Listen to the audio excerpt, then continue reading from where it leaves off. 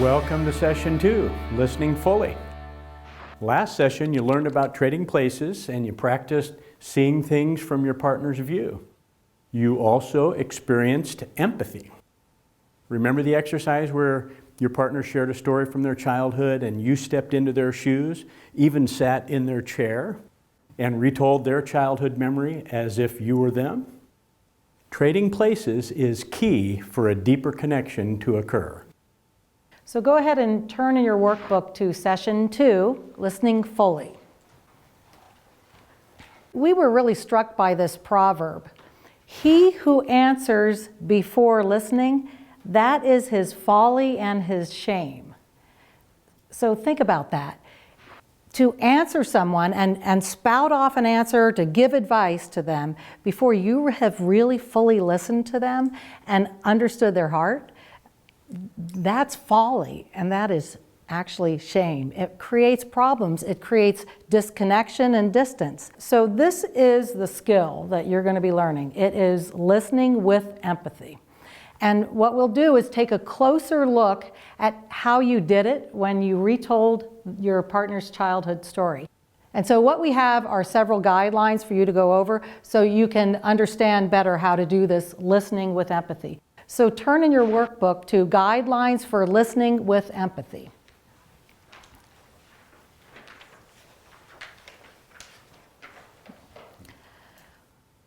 Okay, so part of listening with empathy is internal. It happens inside you. And then the other part is shared with your partner. So the preparation step comes first. Check your attitude before you listen. Overcome any barriers that are preventing you from listening. And there are many blocks to good listening. And we've listed some in your workbook. Work, sports, if you don't want to hear it. I remember we had a couple who said they realized if they are hungry, it is not a good time for them to do the work that's required to listen. So they'd go out to eat, then do this kind of listening. Yeah. Mm-hmm. It might be that you disagree, or it might be something that's painful. Or even you're just in a hurry, you've got a lot to do. Put aside those distractions and focus on what your partner is saying. Also, become open to and accepting of your partner's point of view. You can't listen if your thoughts are overwhelmed with judgment or blame or disagreement. You just can't listen well. If you're not ready, let your partner know that you'd like to have the conversation later. Right. If it's the ninth inning of the ball game, I have learned it is not a good time for Don to listen, right? That's good. So he can tell me, can we do this after the last out is over? Yeah. Okay, so then when you are ready to listen, guideline number 1 says, listen in a way that shows strong interest. So what does it look like when a person is not listening? Don, maybe you can show us if you're distracted and... Oh, maybe I'm watching the ball game and you're trying to tell me something, so I'm trying to act like I'm... But the remote is still... But wait a minute, what's going on here? The remote is still in his hand, right? This is not a time for me to expect him to show strong listening. And then sometimes we get signs from our partner that as we're talking to them, they disagree with us, and we can see it in their body language. Like when we were having a disagreement. I know my jaw gets tight and I get a stern expression on my face, and maybe it'll be like this. Right, so he's showing me that, you know what, as I'm saying this, he's already giving me his message. And be very careful about that. Think about how you show strong listening. What does it look like when somebody is really listening to you? How do you know that they're really interested in what you have to say? Sarah? They usually respond with nonverbal cues such as facing you. Mm-hmm. They might nod. They might nod like I'm doing? Yes, and that really makes me want to talk more. Eye contact. Eye contact, right. So facing the person, eye contact, maybe they're nodding, and that's probably what you were doing as you were practicing the childhood story, listening to your partner. So that's the kind of listening we want you to do. And as you do that, try to put your own thoughts and feelings on hold and focus in on what your partner's saying, not on what you're going to say next. Try to set that aside, okay? And pay close attention to the body language from your partner, because as they're saying words, right, like I'm listening with the remote in their hands. Pay close attention to the body language, because if they're telling you something that's important to them, their body language will also convey some things. So you want to read that also, okay? So let's turn to the second guideline. That is, set aside your own views and become your partner. Put yourself in your partner's place, essentially trade places, and identify with him or her. Imagine you're having your partner's experience. Imagine you are your partner having their experience. And concentrate on looking over your partner's shoulder. So if I'm listening to Don, I'm going to look over his shoulder. Remember that from session 1. I'm going to try and see things and feel things from his point of view. That's what you're doing there. That's the internal part of empathy. For empathy to work, that internal part has to be there. We're not trying to develop a bunch of parrots that simply repeat words. If you think of a parrot, they can say sentences and they can say words that we understand, but they don't understand it. It's just that the sound is the same. We're hearing it, and we don't want that kind of empathy. That's shallow and doesn't have the kind of depth that we're looking for. So think about what's going on inside your partner. What's important to them? As your partner, what do you feel as you put yourself in their shoes? You'll start to experience some of those feelings. What are you concerned about? What is it that you want? Right. So for example, we like driving out to the desert, and sometimes we end up driving out late at night to get out there and play with the sea-doos out on the desert lake out there. And there's a patch of freeway or highway that is just very desolate. So if Don were driving alone out to the desert and it was late at night and he got a flat tire and there was hardly anybody around, what would your experience be like? What would you think, but what would you feel also? Well, I'd be mad, and I'd be, if it was late at night, I'm probably tired, so I'd be frustrated, maybe grouchy that I have to, when I'm tired, be delayed and stay out longer. I won't like getting dirty, probably, because that'll be dirty, changing the tire. Right. So that's Don having his experience talking about what he would think and feel having a flat tire late at night. Now, if he sets himself aside and he becomes me, and he thinks about what it would be like for me, late at night, alone, driving in the desert on that same patch of desolate freeway, and I get a flat tire, talk as if you were me and trade places with me and tell me my thoughts and my feelings. Speak as me. So as Alex, I would feel scared.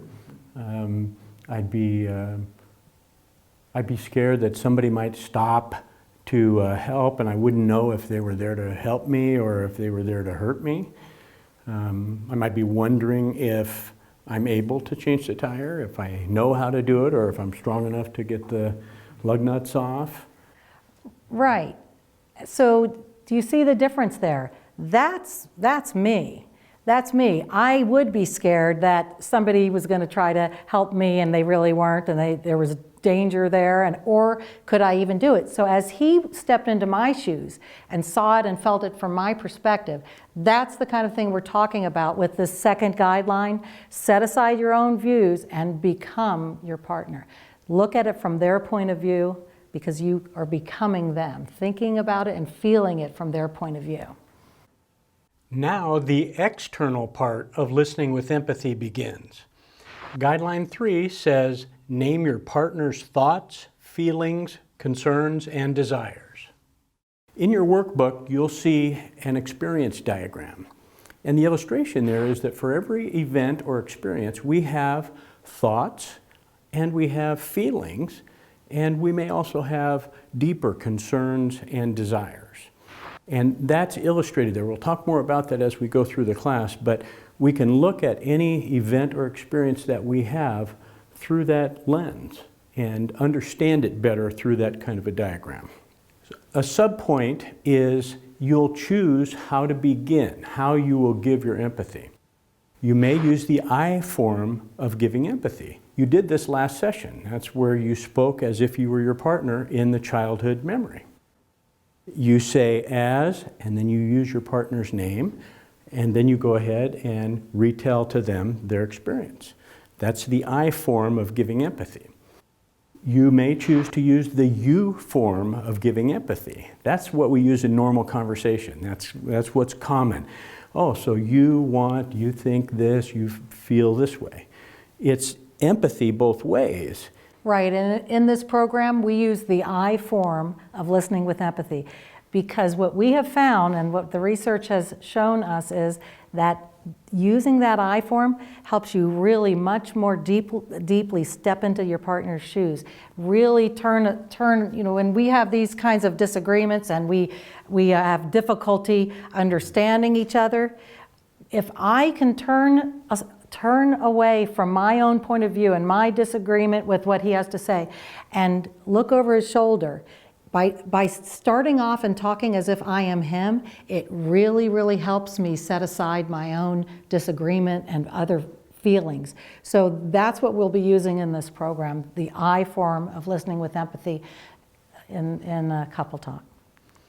You'll name what's important. It isn't a memory game. It's not a test to see how much you can remember of what your partner said. You say it back in your own words. You will also have the freedom to read between the lines.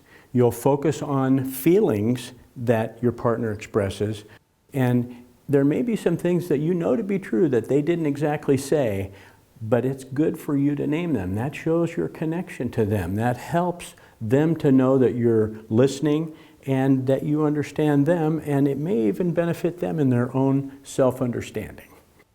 So go ahead and name those things that you know to be true, even if your partner hasn't named them.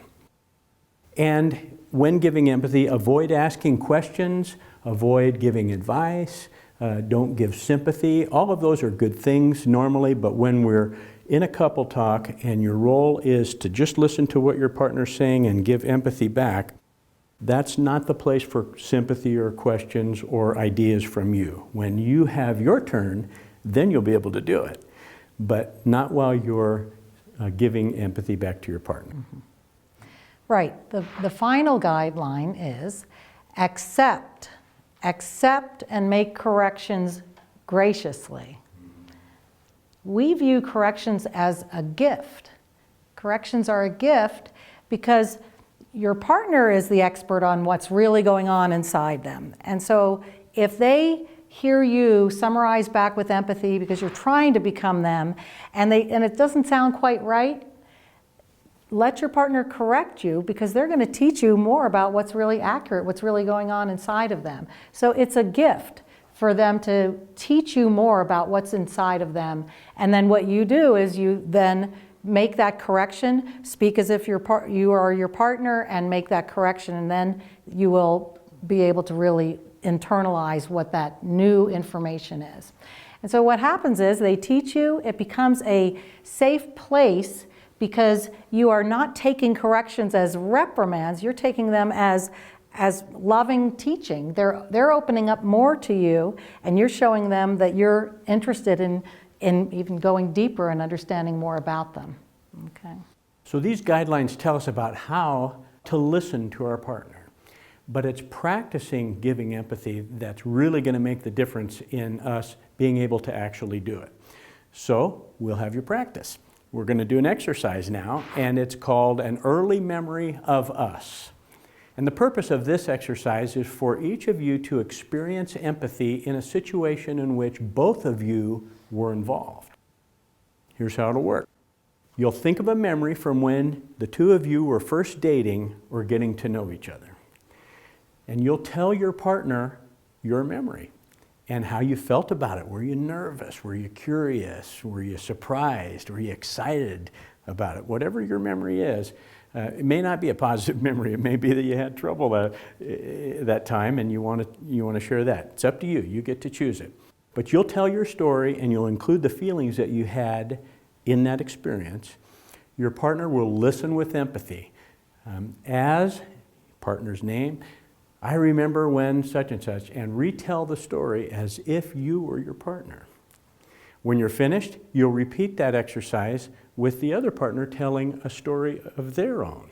And it doesn't have to be the same story. It can be something entirely different. So together you'll maybe have two separate memories that you'll tell each other. It could be that you happen to choose the same memory and you'll talk about the same experience but from different points of view. You'll be surprised to notice there might be some differences in the way you experienced that memory. If you finish before the time is up, we want you to start again and pick another early dating memory so that you can continue to practice during our practice time. So I'm going to give you 30 seconds now to think of a memory that you're going to tell your partner. Right, and you don't need to talk to your partner because it's your own event, your own memory, so you're just on your own going to think of a memory that you're going to tell your partner. Okay, take 30 seconds to choose your topic. On your own, choose your topic for the next exercise.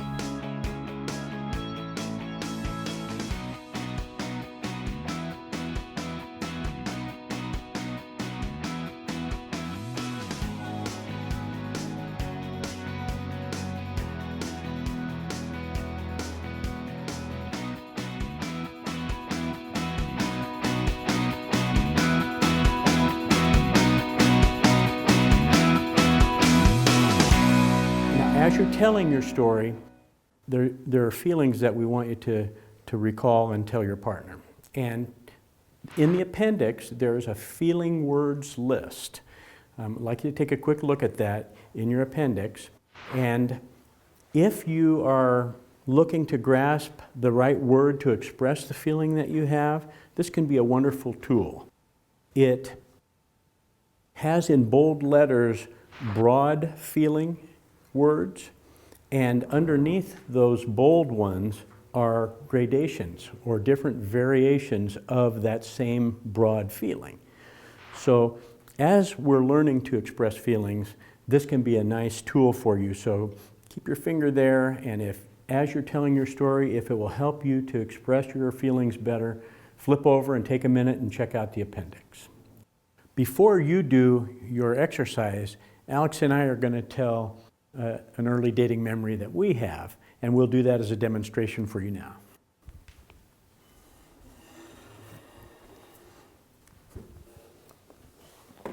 And I'll be telling my memory. Don doesn't know what I'm going to say, so this is my memory. And after I finish, we will trade places, we'll switch chairs, and then he'll become me. So this was when we were just dating for we're just kind of like hanging out a little, actually. And I remember that we were going to go visit another couple at a restaurant. We were going to go out to eat with them. So we went together, and as we were walking in the entrance to the restaurant, there was this obviously homeless guy sitting on a bench right next to the restaurant. Right next to the entrance. So I turned to you and I said, what do we do?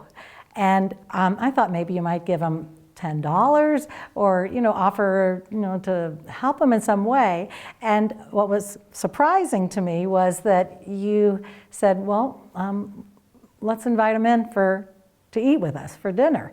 And I went along with it. I was kind of shocked. I wasn't sure who this guy was, inviting this homeless guy into a nice restaurant. So I kind of felt like all eyes were on us at the restaurant, and that's not a favorite feeling of mine.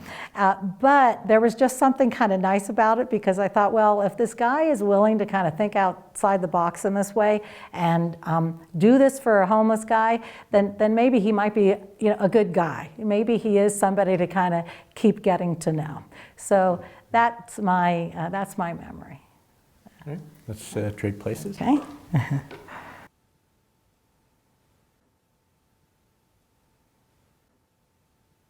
So as Alex, I remember when we were dating, really not even totally an item yet, just hanging around together. And we were going to a restaurant. And we went into, went to go into a restaurant together, and there was a homeless guy outside. So I did. I said, well, look, there's that homeless guy over there. What do you think we should do? And it was a little bit of a test to see kind of what your response would be. And you said, well, let's ask him to come in for dinner with us. And you went over and asked him, and he accepted. And we ended up coming in. And that all was kind of surprising to me, but it was kind of nice also. I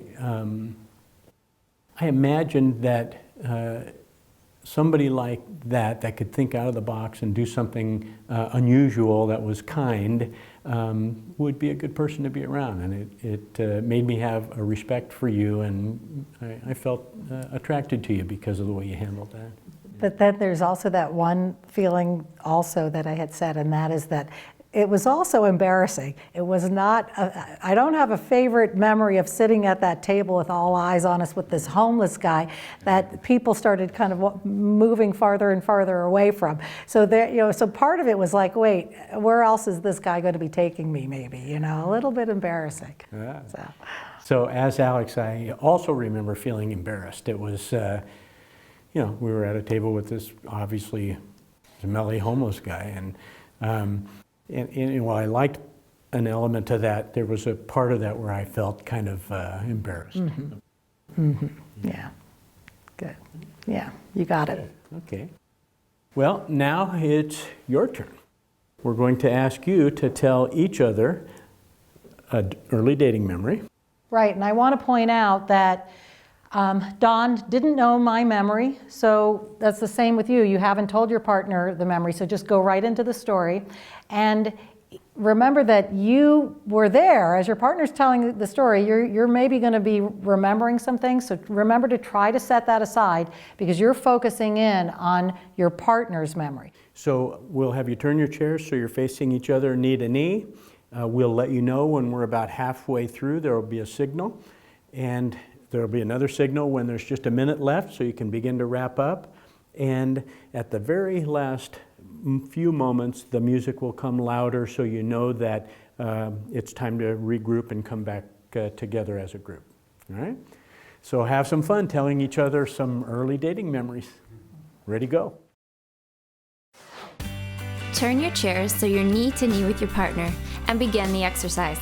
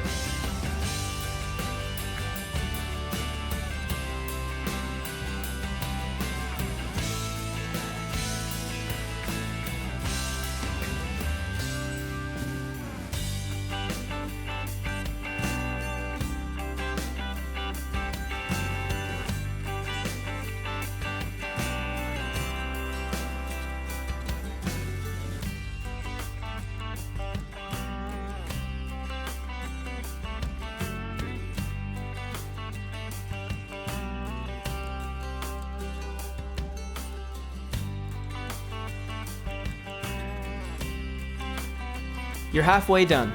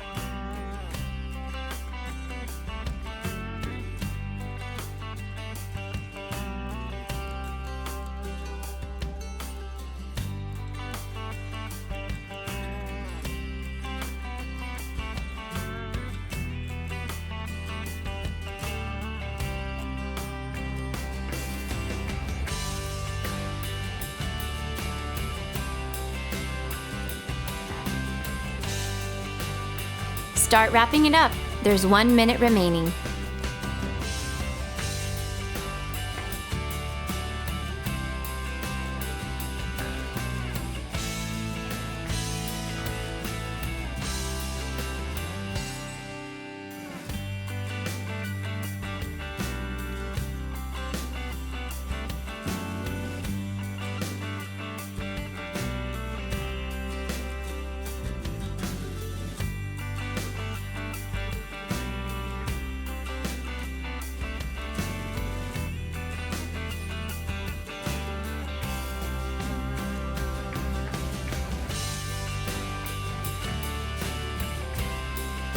Time to return to the group. Dawn and Alex are getting ready to start up again.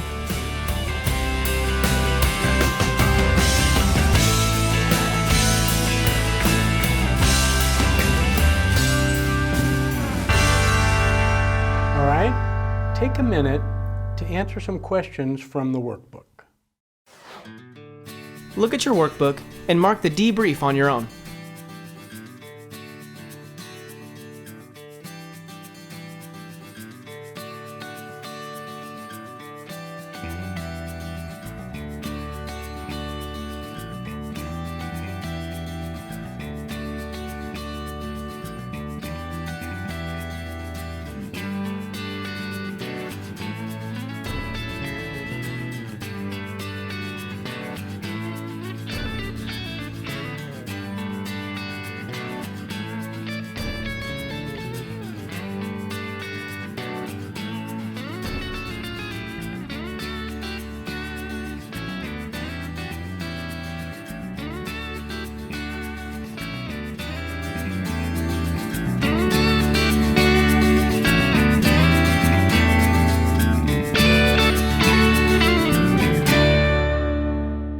So how was that? Now both of you this time were in the memory, so did you have any trouble remembering who was who? What'd you do about that?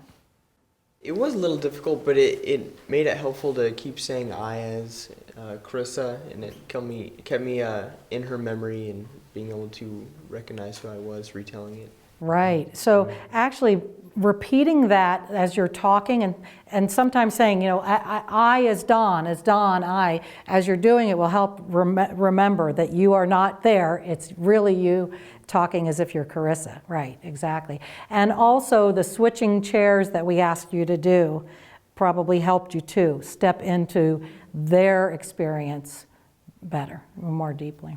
So we'd like for you now to take a minute and just talk to your partner about what this exercise was like. Go. Turn and talk to your partner about this exercise.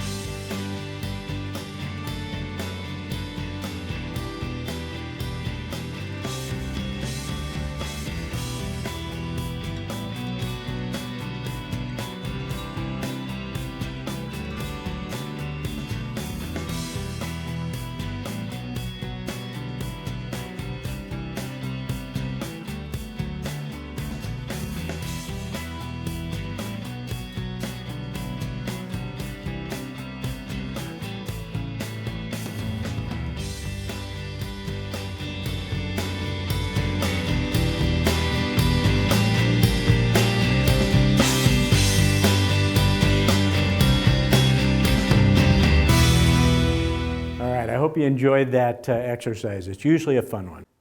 But now we're going to move on to another exercise. This one is exploring something important to me.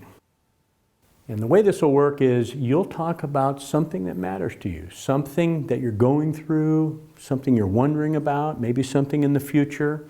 And it doesn't even have to be something that you've fully thought through. It can be something that you just want to kind of explore with your partner. I, a couple of years ago, decided to leave my teaching job at the university. And so we were down at the beach one day and Don said, let me just listen to you for a while. Well, I noticed that you were, I don't know, a little subdued, something was not right. So he said, let me do this job of just listening with empathy. And so I started talking about what it was like for me to leave a job where I had been 20 years. And I started with, you know, I'm kind of nervous about, you know, what my next steps are, and he listened with empathy. Yeah. As Alex, I'm just really not sure what's next. I don't know what's coming. Right, and I was just exploring it, saying, you know, I realize I've been there a long time, and I like having my routine, and it's very comfortable there. And so he listened with empathy. Yeah, as Alex, I had a kind of a regular pattern, a routine that was natural and comfortable, and now I'm leaving that. And then as we kind of went for a while, it started to hit me, you know. I moved when I was like 10, and it was one of the most distressing events in my life. And this was starting to bring back some of those feelings because these people knew me for 20 years. And so I started talking about that and what it was like to leave people who I care about and who really know me. And he was able to give empathy to me as if he were me. What did you? As Alex, I'm really realizing that I feel sad about leaving. It's going to be hard to leave these people. And I'm even noticing a connection to when I moved from Philadelphia when I was 10. So as he kind of repeated it back and summarized with empathy, I was learning more about myself. And so I kind of went deeper and could make more connections. So that's our goal for you in this exercise. We won't have as much time as we had on the beach. It was like 45 minutes. What I thought was, she just doesn't seem, herself quite fully. After we started into that and got into it, you were in tears, and a lot of emotion came out that was kind of in there, and I don't think you knew about it at the time. Right. I think you kind of learned about it as you explored, and I didn't say anything to you like, oh, what about this, or do you remember that, or don't forget you're going to have this good thing in the future. All I did was just listen and let you go where you went. Yeah, for 45 minutes, he was just really focused on empathizing with me. So that's our goal for you, and so we're going to give you a short amount of time. It could be that you just have enough time for one person to start exploring something important to you, but we want you to get started on this.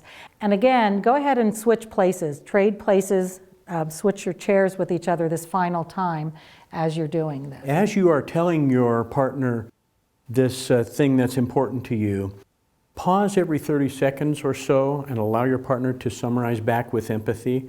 It can be difficult to remember if there's too much content, so you'll find your own rhythm. Some can remember more and some less, and each couple is different. So we're just suggesting that you not go too long. And if your partner gives empathy and it's not right, go ahead and give them that gentle correction. And remember that it's not reprimand, it's not punishment. That's a gift you're giving. And if you're the one who receives the correction, take it as a gift. Oh, okay, he or she wants me to really understand it fully, and I want to also, so how nice that I'm getting that cleared up. So we've listed some possible topics in your workbook. For instance, a personal goal perhaps that you have, or perhaps a spiritual question that you've been exploring, or an upcoming new phase of life. Maybe you're going to become a parent soon, or you've left college and you're on the job market. So think about the topic that you would like to explore with your partner. We'll give you a few moments to choose your topic. On your own, choose your topic for the next exercise.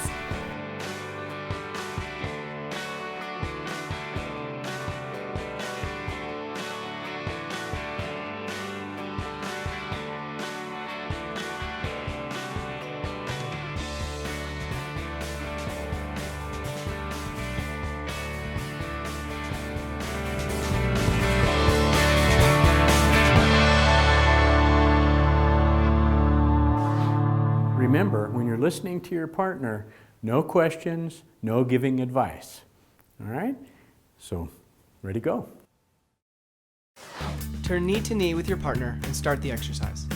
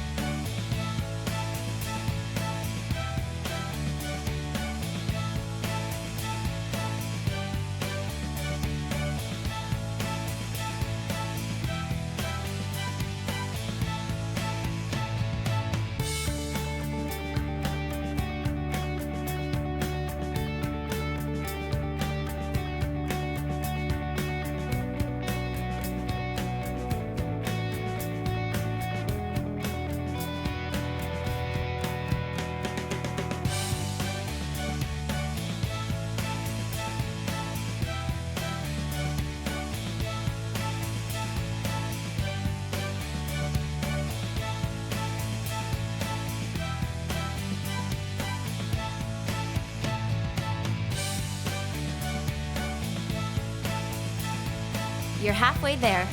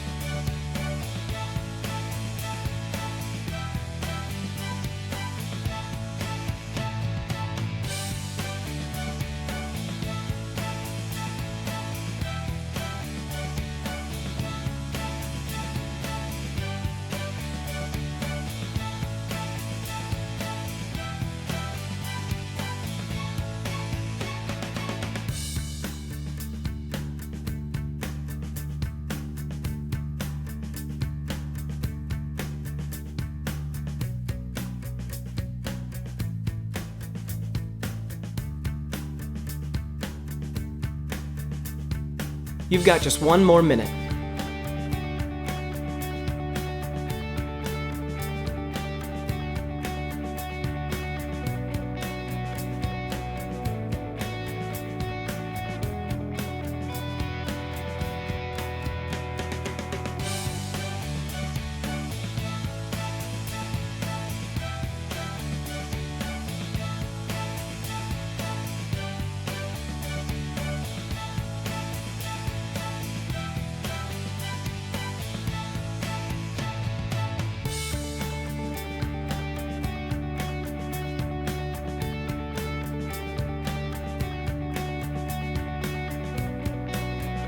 Time to return to the group. We're getting ready to start up again.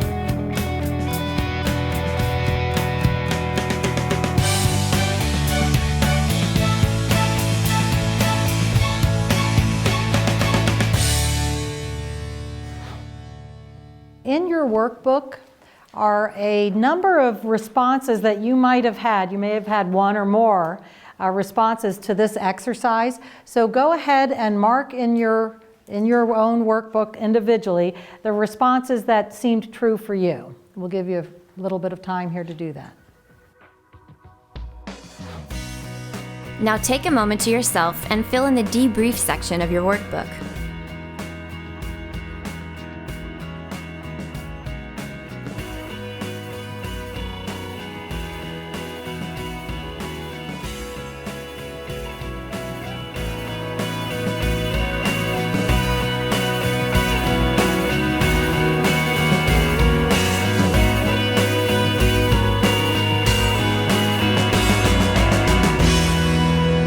Okay, so as you were the one exploring this topic that was important to you, what was that like? How did it feel to have your partner listen in that way to something that was important to you and summarize back with empathy? How did that feel to you? Yes.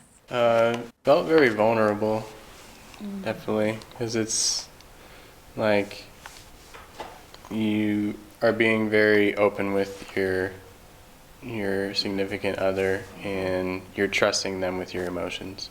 Yeah. Yeah. Mm-hmm. And when your partner is doing those things that are following the guidelines of listening with empathy and showing acceptance and caring and really trying to step into your shoes, that can help you feel safer when you are kind of putting yourself out there and being vulnerable. Yeah.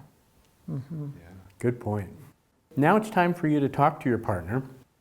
What if your partner asked you for this gift, said something like, I'd like to just explore something that's going on with me. Would you take some time and just listen? How would that be for you? Talk with your partner. 1 minute. Go. Turn and talk to your partner.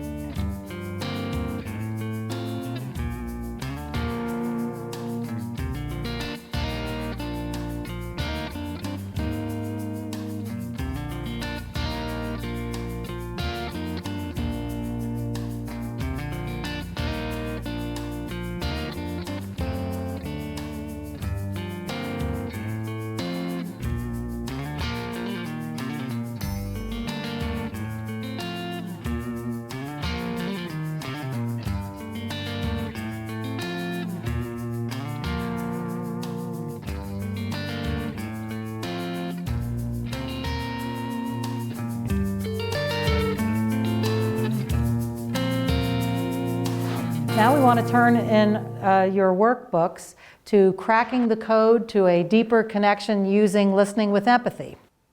I'll just quickly go over the guidelines so that you get a picture of what this listening with empathy is like. So to prepare, you've got to have that open, accepting attitude. You've got to have that before you set yourself in the position of listening with empathy.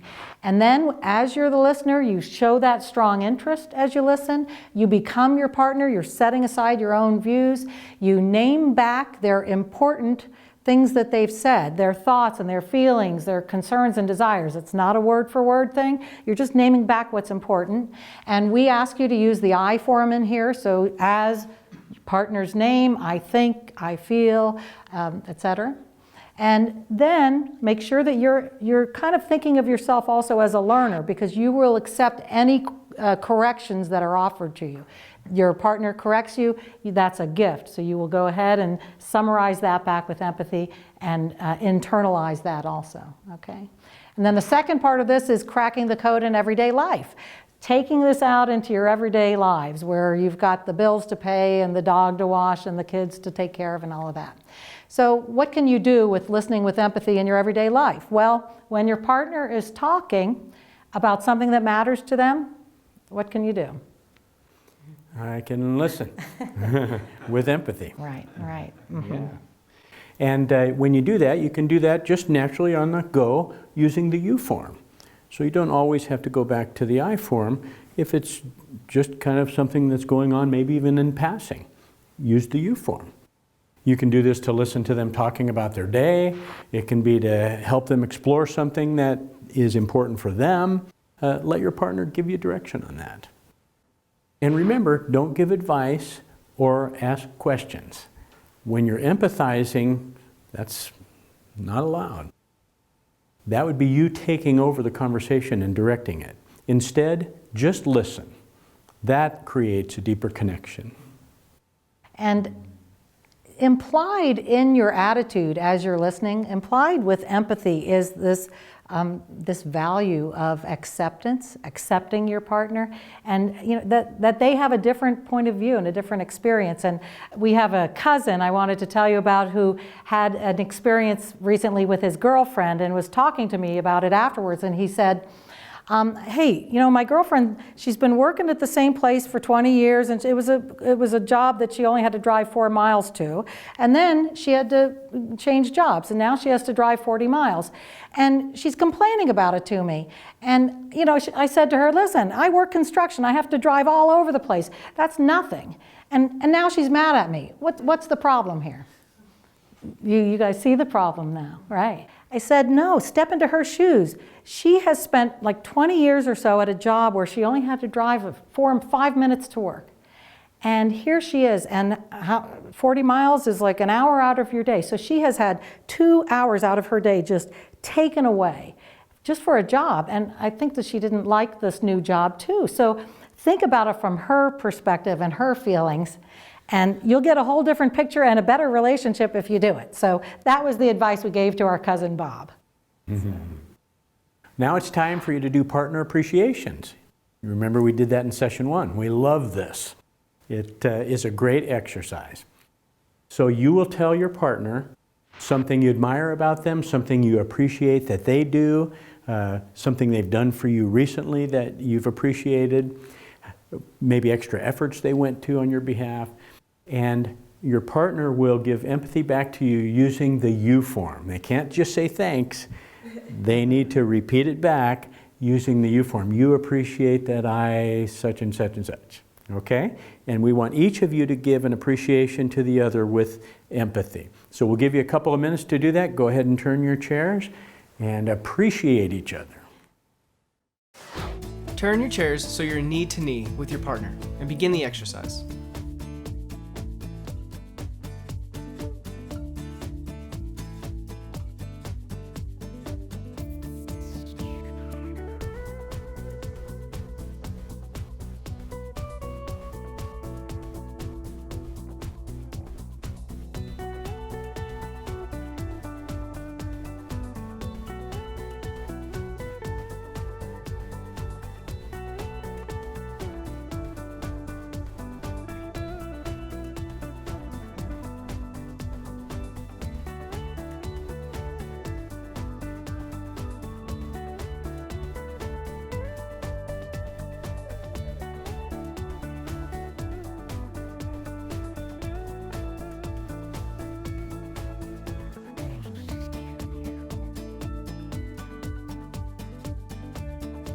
You're halfway done.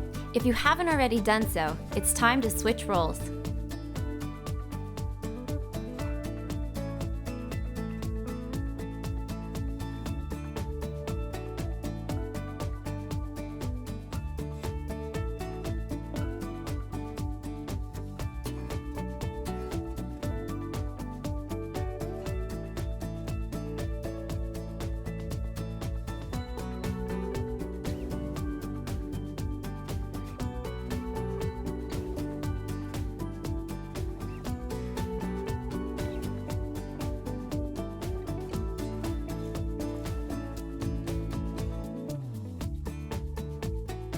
Time's up.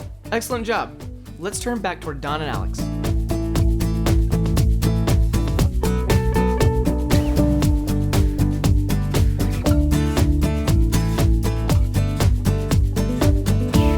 It's really been great to be with you today, and we will see you next session when you will learn about expressing yourself.